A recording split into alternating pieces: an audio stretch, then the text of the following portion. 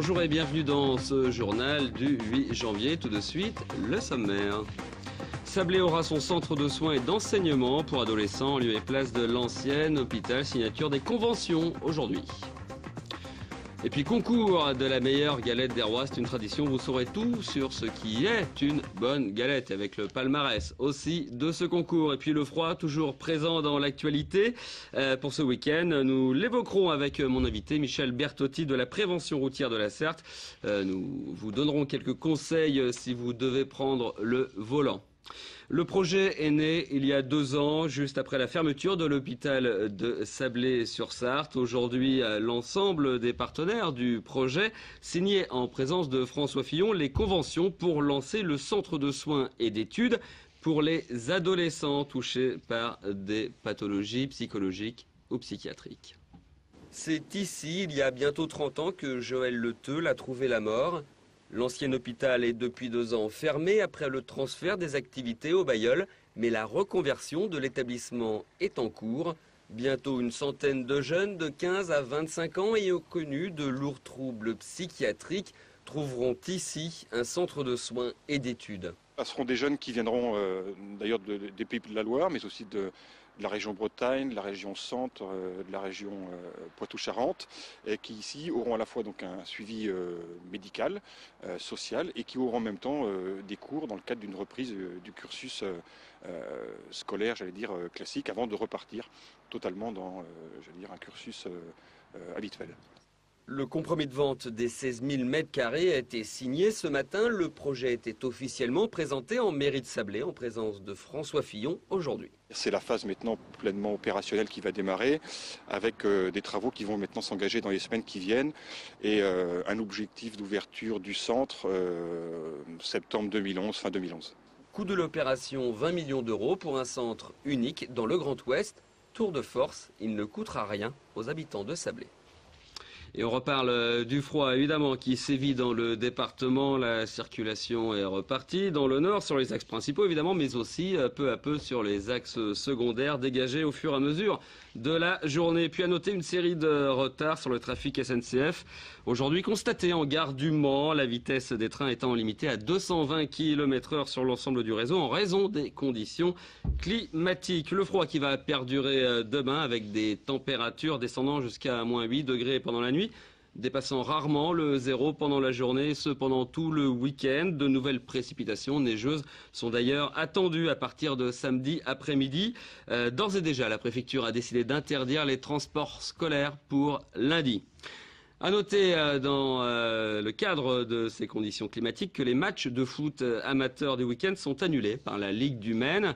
Pas de report par contre pour le match de Coupe de France MUC 72 Valenciennes de samedi. Il se jouera bien à 20h45. Les dirigeants manceaux avaient pourtant demandé à la fédération d'avancer le coup d'envoi à 15h à cause du froid qui risque de geler le terrain et les menaces de neige.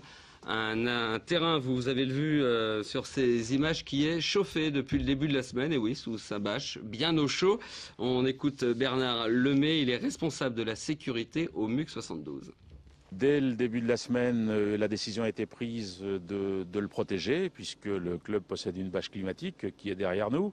Donc elle a été mise en place, les chauffages ont été activés et la ventilation qui va avec.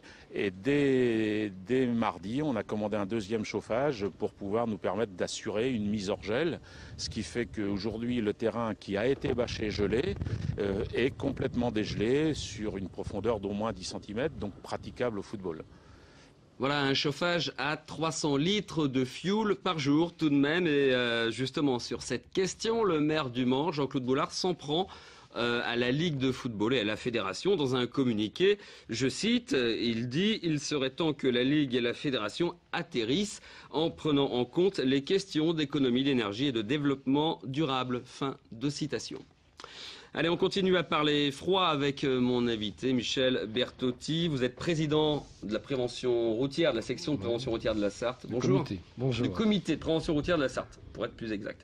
Avec vous, on va voir quelques conseils pratiques pour les téléspectateurs qui doivent prendre la voiture. Mais j'allais dire, le premier conseil, si on n'est vraiment pas obligé, c'est de rester chez soi et de pas Tout à conduire. fait. Si on n'est pas obligé de sortir, il vaut mieux rester chez soi. D'autant plus si la route est verglacée, parce que sur le verglas, ça part très vite, à moins d'avoir des chaînes. Alors, les chaînes, c'est très bien, mais il faut rouler lentement, également avec des chaînes.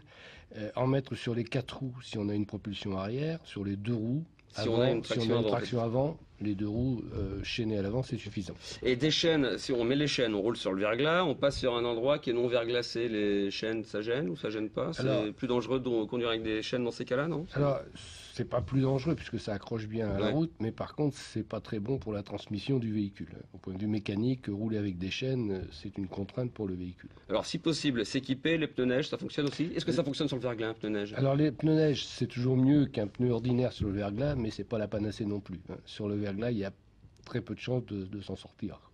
Est-ce qu'il faut faire confiance au régulateur de trajectoire, correcteur de trajectoire qu'il y a sur certains véhicules dans le cadre, voilà, si on fait une glissade un peu sur le verglas, est-ce que la voiture d'elle-même va rectifier? Effectivement, ça va rattraper, mais ça rattrape pas tout. En revanche, sur un sol très glissant, il faut désactiver l'ESP. Le ESP, précisé, c'est je ne sais plus exactement, c'est le patinage. D'accord, l'anti-patinage, quoi. L'anti-patinage, voilà. D'accord. Oui. Il faut le désactiver parce que lorsqu'on n'a plus d'adhérence, eh bien le moteur ne donne plus de couple. C'est-à-dire qu'on reste sur place, quoi. Les roues ne tournent pas et on reste sur place. Donc il faut désactiver l'ESP pour pouvoir arriver à démarrer. Et si possible, démarrer en seconde plutôt qu'en première, parce qu'il faut aussi diminuer le couple aux roues. Alors ça, c'est plus facile sur un diesel que sur une essence, non? Non, ça marche aussi. Oui, ça marche aussi sur une essence. Et alors, à la limite, si on a une voiture très puissante, eh bien, on pourra même démarrer en troisième, de façon à limiter au maximum le couple aux roues, sinon on patine et on n'avance pas. Ça, c'est pour le démarrage. Alors une fois qu'on est sur la route, on avance. Voilà, une fois qu'on est sur la route, un virage arrive. Qu'est-ce qu'il faut faire? Il faut bien sûr ralentir, vitesse très lente de déplacement, pas de geste brusque, que ce soit avec le volant, l'embrayage, l'accélérateur, toujours avoir une conduite très souple. Si on part en glissade, il faut débrayer et contrebraquer. Contrebraquer, ça veut dire que si l'arrière du véhicule chasse vers la droite, eh bien il va falloir tourner le volant vers la droite. Vers la droite, voilà, d'accord. On tourne le volant vers le sens de la glissade. Voilà, vers le sens de la glissade. Et on porte surtout le regard là où on veut amener le véhicule. Si votre véhicule va vers le fossé et que vous regardez le fossé, vous irez au fossé. Alors que si on regarde la route, on a une chance de faire quelque chose pour corriger la trajectoire. Voilà, on conduit notre voiture avec le regard. Les mains vont suivre votre regard. Ça, c'est un conseil important. Glissade à droite, on tourne le volant à droite, évidemment, vers la gauche, c'est la même chose. Et le regard qui doit pointer là où on veut amener le véhicule. Tout à fait. Ça, c'est important. Pas simple de contrôler. Oui, pas simple de contrôler. C'est pour ça que quand on n'est pas obligé, il vaut mieux rester chez soi. Alors, autre chose importante, ça sera le dernier point important. Voilà, les distances de sécurité par rapport aux autres véhicules, il faut bien sûr les multiplier par 3, 4. Vraiment prendre de la distance par rapport au véhicule qui est devant nous. Et surtout, s'il est en difficulté, par exemple en montant une côte, eh bien, il faut rester bien en retrait et le laisser faire sa manœuvre, laisser s'en sortir. Pas toujours simple, parce que des fois, il y a des camions qui impressionnent par leur conduite sur la neige. Parce qu'ils vont, c'est des routiers, ils sont plus habitués. Alors, est-ce qu'ils sont plus habitués ou certains inconscients, j'en sais rien? Bien, il est certain qu'un routier qui fait des milliers de kilomètres par an a une habitude de la route par rapport à quiconque. Mais les routiers aussi, souvent, le smirmoc va se mettre en portefeuille. Et c'est pour ça qu'on les interdit de rouler par temps de neige.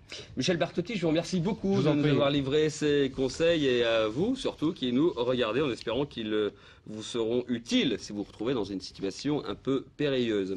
Journée particulière pour les CRS, ça n'a rien à voir. C'était une cérémonie où l'on célébrait les 65 ans de la création des compagnies républicaines de sécurité. 65 ans déjà.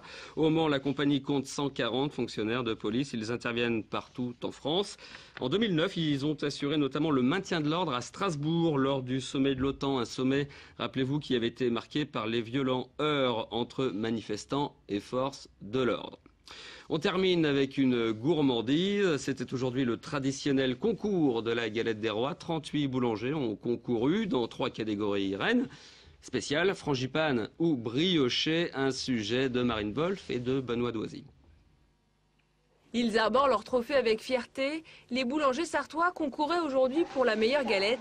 En course, 3 catégories, les traditionnels frangipane et brioché bien sûr, et une touche d'originalité avec la spéciale.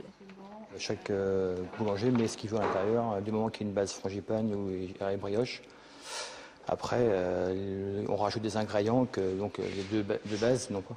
Pour la mienne, donc à l'intérieur de la noisette, la pomme caramélisée. Si remporter un prix permet d'évaluer la qualité de son travail, c'est aussi un moyen de se distinguer de ses concurrents et de booster ses ventes.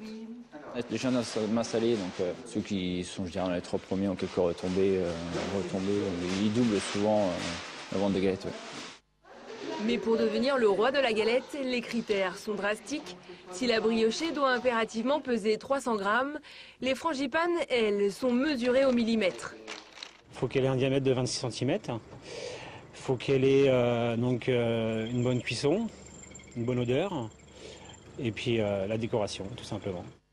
Seul regret de la fédération, uniquement 38 candidats se sont présentés cette année, alors que les départements comptent plus de 300 artisans. Allez, puis résultat de ce concours, c'est Alain Goualard de Neuville-sur-Sarthe qui a remporté la catégorie frangipane. Christophe Bobet de Voivre, lui dans la catégorie galette spéciale. Et puis la meilleure galette briochée a été préparée par la boulangerie Évrard, rue du Docteur Leroy au Mans. Voilà, quelques idées peut-être pour faire ses courses demain matin. Ce journal est maintenant terminé. Merci à vous de l'avoir suivi. Tout de suite, la météo présentée par Romuald Besson. Prochain rendez-vous avec l'info en direct lundi à 18h30. En attendant, passez un excellent week-end au chaud devant LMTV.